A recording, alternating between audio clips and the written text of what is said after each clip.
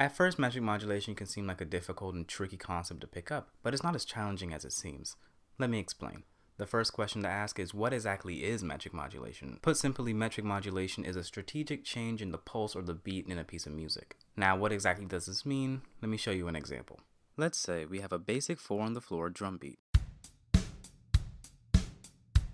We have the bass drum playing on the quarters, hi-hats playing on the eighths, and snares on the 2 and 4.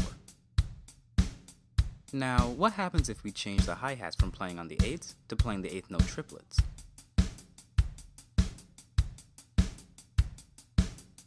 Now we'll switch the beat from being based on the quarter to being based on the triplets that are being played in the hi-hats. We've now taken the eighth note triplets and made them the new straight eighth notes. Mathematically, what we've done, considering our original tempo of 100 beats per minute, the triplets would be played at 300 beats per minute, and making those the new eighth notes brings us to a new tempo of 150 beats per minute, 50% increase in tempo. Now that we know what metric modulation is, it's important to know what metric modulation isn't. It isn't just a sudden tempo change faster or slower. It has to have a mathematical relation between the old tempo and the new tempo to count as metric modulation. Well, now you might be asking, what is metric modulation even used for? Why should I use it? Well, it's quite simple. You can use metric modulation for the same reason that you use harmonic modulation. You can use it to give your pieces more energy, more intensity, just let them breathe and be in a new light. Well, now that we've gone over what metric modulation is, how one achieves this, and some examples about it, why don't we try to make our own? Let's sit down and we'll make our own example of metric modulation. First, what we need to establish is our beginning tempo and pulse. I chose 90 beats per minute because with the idea I have in my head, the metric modulation is going to make us speed up. So I chose something relatively slower so that we had the room to get faster.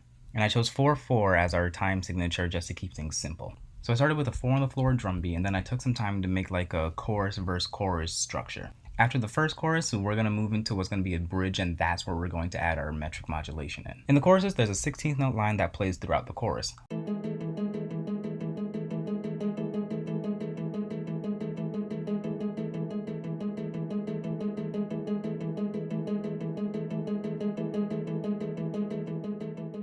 What I did was I took that 16th notes and I made those the new triplets. I made the old 4-on-the-floor drum beat, and instead of making it based on the quarter note, I made it based on those triplets.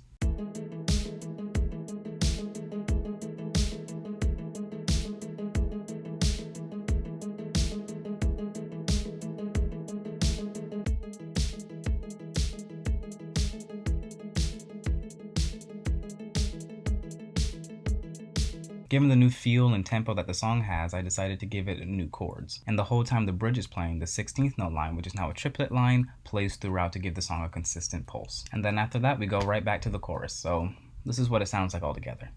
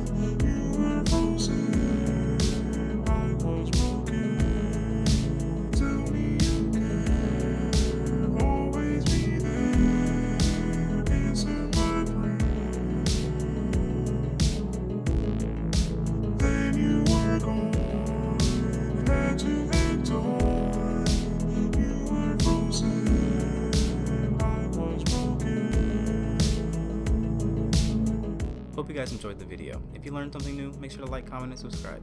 You know, the YouTube things. And if you have a question for me, leave it in the comments and I'll do my best to get to them. That's it for me. I'll catch you guys next time.